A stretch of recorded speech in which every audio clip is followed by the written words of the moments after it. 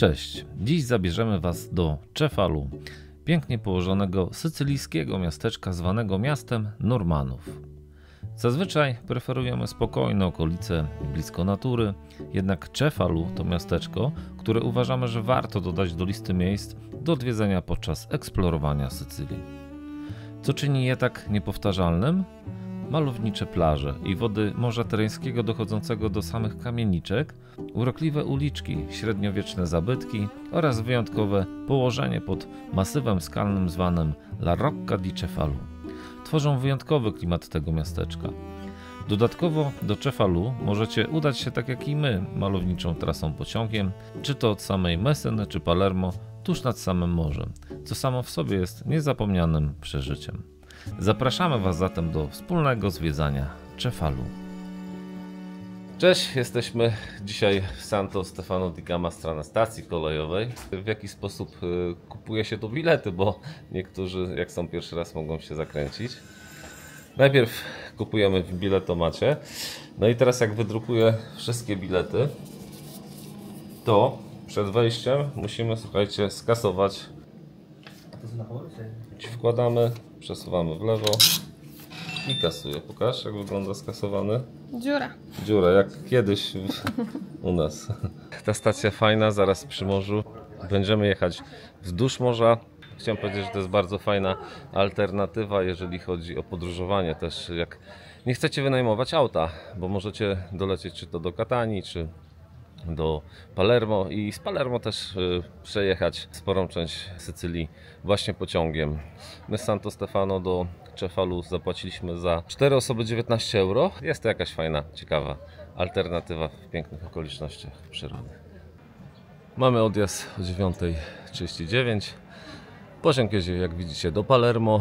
I jeszcze jedna rzecz, że Santo Stefano di Camastra te pociągi kursują częściej niż z Castel di Tusa. Polecamy Santo Stefano. Można samochód zostawić pod stacją, my tam za stacją zostawiliśmy samochód. No i można polecieć sobie właśnie pociągiem. Pociągi są takie same tak naprawdę jak w Polsce, jak widzicie. Natomiast jeżeli chodzi o widoki, to są takie. Drugi raz.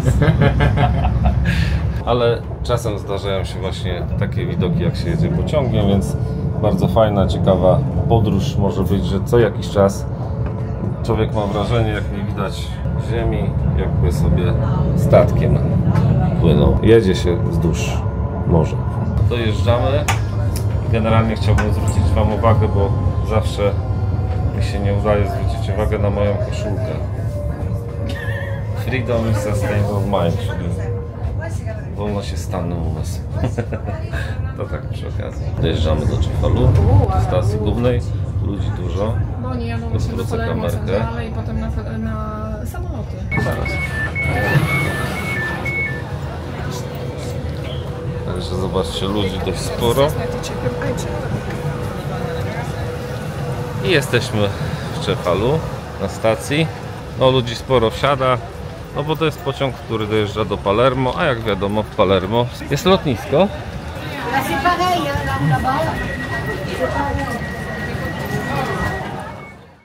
Do Cefalu z Palermo możecie dotrzeć w godzinę, zarówno samochodem, jak i pociągiem. Z Messeny również możecie dotrzeć pociągiem i samochodem w około 2 godziny.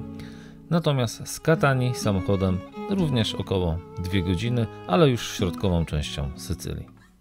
Jeśli dotrzecie samochodem, to największy parking znajduje się przy wybrzeżu, czyli nazywa się parking Lungomare i jest on jednym z droższych w Cefalu, więc jeżeli nie byłoby też na nim miejsca, bo czasem tak się zdarza w sezonie, to macie 2 parkingi zaraz przy stacji kolejowej i są one nieco tańsze. My, ponieważ dojechaliśmy pociągiem tym razem, nasza trasa wyglądała w ten sposób, że najpierw skręciliśmy Via Aldo Moro, następnie udaliśmy się drogą Via Giacomo Matteotti, a następnie do placu katedralnego udaliśmy się ulicą Via Umberto. Przy okazji restauracja, która nazywa się Duomo, oznacza właśnie katedrę, czyli tam, gdzie znajduje się katedra, nazywa się Piazza del Duomo, czyli plac katedralny. Następnie po odwiedzeniu katedry i zjedzeniu przepysznych ciastek z kawą udaliśmy się na dalsze zwiedzanie i z drogi Via Umberto skręciliśmy w drogę Via Carlo Ortolani di Bordonaro. Tam na chwilkę zatrzymaliśmy się na punkcie widokowym i dotarliśmy prosto do Molo di Cefalu. I po miłym odpoczynku wróciliśmy drogą Via Vittorio Emanuele, gdzie na jej końcu przy wyjściu już ze Starego Miasta znajduje się bardzo przepyszna restauracja, którą polecamy, i po pięknym zachodzie słońca udaliśmy się z powrotem na pociąg. A teraz zobaczcie, jak wyglądało to w rzeczywistości. Ze stacji idzie się, słuchajcie, 10 minut, 800-900 metrów.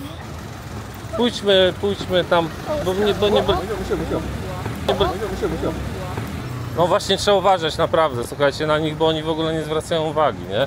Trzeba się naprawdę 10 razy obejrzeć. Właśnie widzieliście, jak jeżdżą. Słuchajcie, samochód ledwo wyhamował. Jeżeli chodzi o Sycylię, nie jest idealna, są też wady. 3 dla nas takie najbardziej widoczne. Jedna to palenie, jeżeli chodzi o działki. No nie zwracają na to uwagę, na działki sąsiadów nie zwracają uwagę. Druga rzecz, widzieliście przed chwilą kierowcy. Trzecia rzecz, śmieci. Także to są 3 takie elementy, które zauważamy.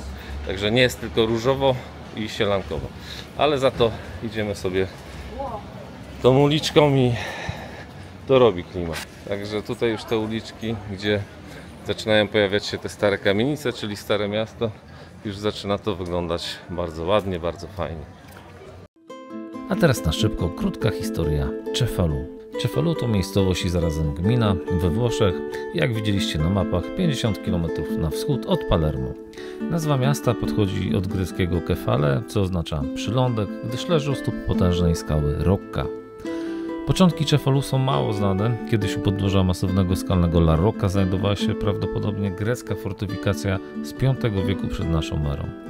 Dziś teren ten zajmuje dobrze zachowane, okolone murami stare centrum miasta. W czasach bizantyjskich Cefalu, jak i wiele innych miejscowości ze względu bezpieczeństwa zostało przeniesione wyżej, na skałę Rocca, gdzie jeszcze dziś rozpoznać można średniowieczne pozostałości. Z tegoż też okresu pochodzi kolorowa mozaika odkryta przed kolumnadą katedry i świadcząca o istnieniu prymitywnej gminy chrześcijańskiej w Cefalu. Po podbiciu przez Arabów w roku 858 miasto zostało włączone do Emiratu Palermo, a w roku 1063 przejęte przez Normanów pod wodzą Rogera I. Obecnie w gminie Cefalu zamieszkuje około 14 000 mieszkańców, a co do miasteczka, Cefalu faktycznie jest bardzo ładne. Jeżeli chodzi o te uliczki takie boczne, to zobaczcie, co krok tak naprawdę jest super klimat. No idziemy sobie teraz tą główną ulicą. No i jak widzicie, to chwilę właśnie ładne, ciekawe uliczki. Tak jak tutaj jest wokół kolejna. Także.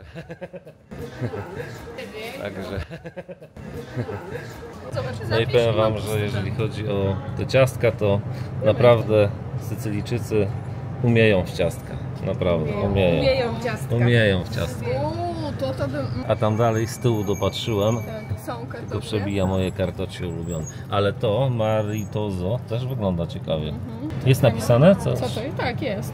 Ricotta, owcza ricotta. Owcza. Tak, okay. Pasta z migdałów. Sponge to jest biszkopt. Bo najbardziej znane jest to cannoli, nie? Tak. To na pewno musicie spróbować cannoli też, bo to jest takie klasyczne. Tak. No też ta ricotta, tylko to ciasto jest takie chrupkie jak... Takie chrupiące. Faworki, no, jak faworki. Takie podwójnie wypieczone. A ja bardziej to cartoccio właśnie lubię. Buongiorno. Ja biorę to duże cartoccio. Ja biorę to duże cartoccio. To moje, słuchajcie, ulubione właśnie cartoccio. To wam pokażę, zobaczycie. Najbardziej to lubię jakoś, bardziej niż cannoli. Także jesteśmy w restauracji przy katedrze Duomo. Dzisiaj mamy tutaj jubilatkę, także 18 z pięknymi kwiatuszkami. Dobra, opowiadajcie, co zamówiliście. Co jest? No ja mam oczywiście swoje cartoccio z ricottą. Tutaj co to jest, Monika? Nie wiesz? Ty kojarzysz? Już ci mówię, już sekundkę.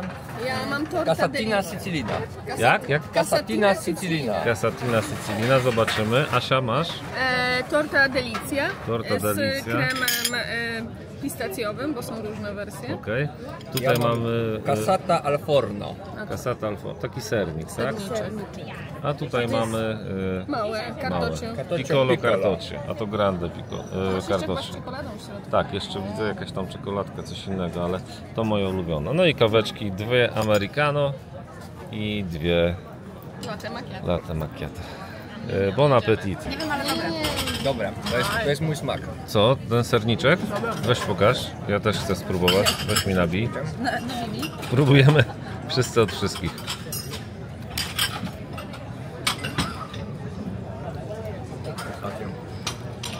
Nie no, wszystko smakuje super. No wszystko słodkie, pyszne, smaczne.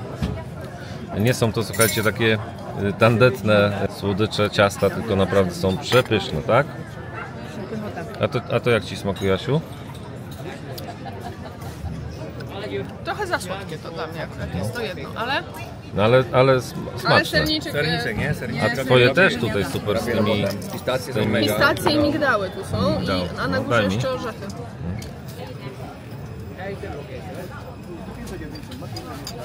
Dobre, umieją. Asia teraz opowiada o cartoccio właśnie. W tym ciastku jest super to, że to jest z owczym serem ricotta i wyczuwalny jest ten taki słonawy, specyficzny smak sera owczego, więc Tak. bardzo oryginalny smak. Ale właśnie tutaj z tym cukrem to jest smażone, tak? Tak. To jest W oleju. samo ciasto jest smażone na głębokim oleju, a potem jest Obsypane faszerowane kremem. Obsypane cukrem i faszerowane kremem. Ale jest taki delikatnie, to się tak rozpływa w Świeżutki ustach. dzisiaj, nie? Świeżutki.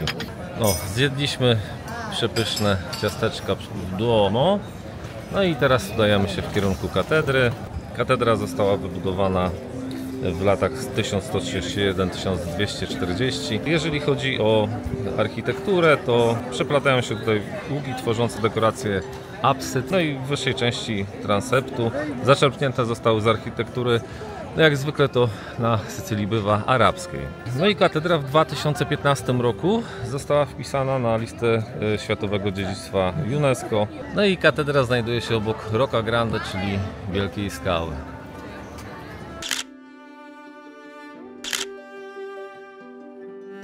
No i wchodzi się tutaj główną bramą i udajemy się do środka katedry. Katedra na wejściu wita nas przepięknymi drewnianymi drzwiami ze snycerstwem, z rzeźbieniem, zdobieniem. Widać, że stare drewno, stare drzwi, już które ulegają lekkiej degradacji, przyrosty wczesne i późne, ale widać, że były restaurowane, widać, że były przecierane, ale naprawdę w pięknym stylu, piękne stare drzwi, futryny, ramy jeszcze zabijane na gwoździe, bardzo piękne.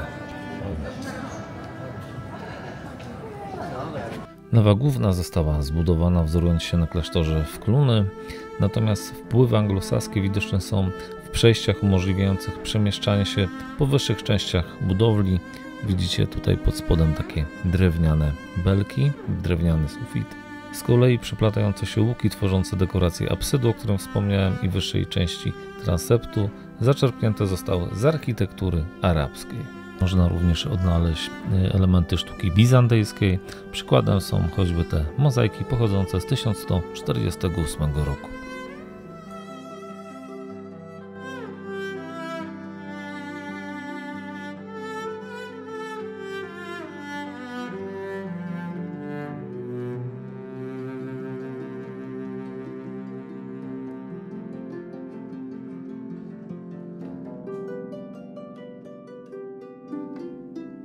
Te złote mozaiki tworzą taki niesamowity efekt, który odbija światło i oświetlają tego Chrystusa Pantokreatora, czyli Stworzyciela Świata. Tworząc W głównym niesamowity, ołtarzu? Tak, niesamowity efekt, tak, który Cię poruszy. To zobaczmy.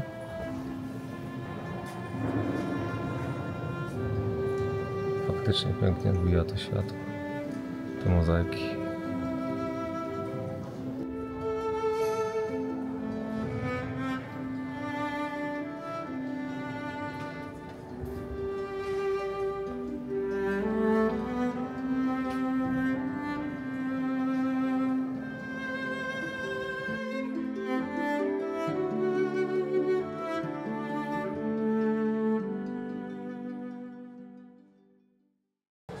I po zwiedzaniu katedry opuściliśmy plac katedralny Piazza del Duomo i udaliśmy się w kierunku Molo Cefalu. I tak sobie właśnie spacerujemy dalej w tym Cefalu. Mamy, który dzisiaj? 10 około? 9. 9 października. 9, 10. Tak, października. I jak widzicie, turystów nie jest zbyt dużo, aczkolwiek nadal trochę jest. Ale nie na tyle, żeby jakoś się przyciskać i męczyć. Jak widzicie zresztą po sukienkach i innych tunikach, to oczywiście też Giovanna musi sobie obejrzeć.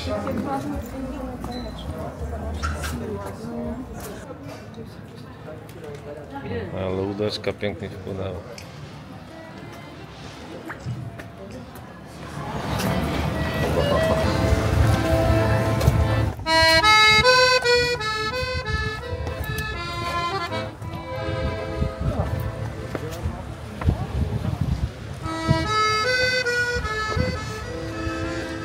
No i dochodzimy do Molo di Cefalu. Najładniejszy widokowo, jeżeli chodzi o miasteczka, nawet na Sycylii bym się pokusiło takie stwierdzenie. Czyli zaraz zobaczycie wszystkie kamieniczki Starego Miasta, które są zaraz nad samym brzegiem morza. No i to jest tutaj ten słynny widok na Stare Miasto, stare kamienice zaraz przy morzu, a z tyłu Rocca Grande. A dalej już ciągnie się plaża i już nowsze budynki i wzgórza.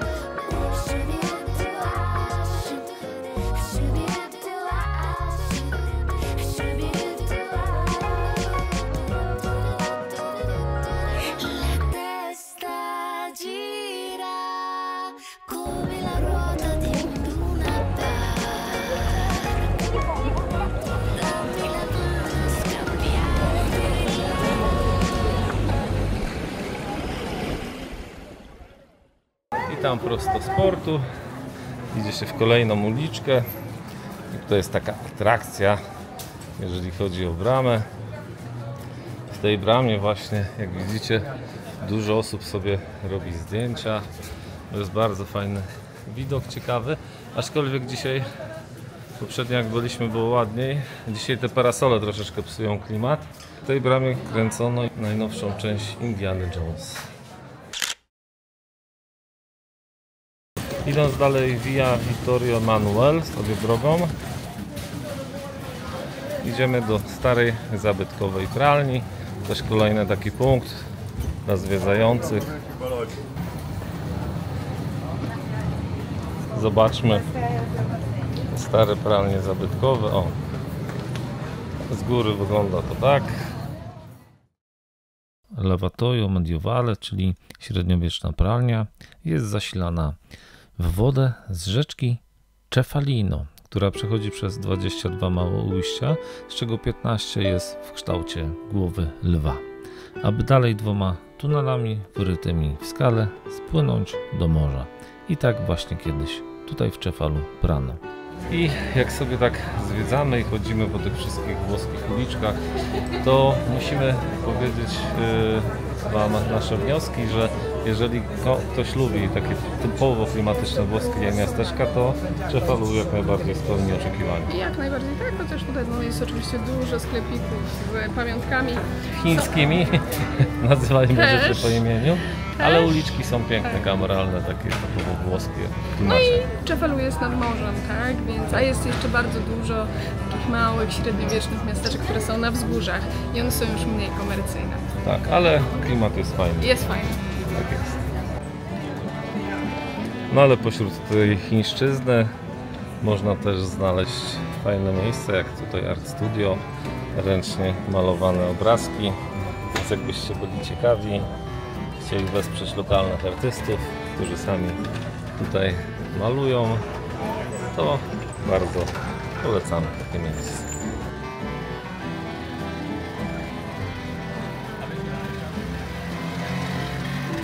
No i tu jak się widzi z tej ulicy, to tutaj mamy właśnie plażę, która ciągnie się bardzo długo, a wzdłuż plaży mamy same restauracje. Także zobaczcie, prawie połowa października, a ludzi naprawdę sporo. I na koniec taka ciekawostka, że właśnie na tej plaży kręcono kilka scen do 2. sezonu serialu Biały Lotos, który polecamy. Dzięki jak zwykle za wspólnie spędzony czas. Mamy nadzieję, że zachęciliśmy Was do odwiedzania tego pięknego miasteczka, jakim jest Cefalu. To nie wszystkie jego atrakcje, ale resztę zostawiamy Wam, abyście je odnaleźli. Jak wejście na La Rocca czy opactwo Telmy. Do zobaczenia następnym razem. Wolność i pokój.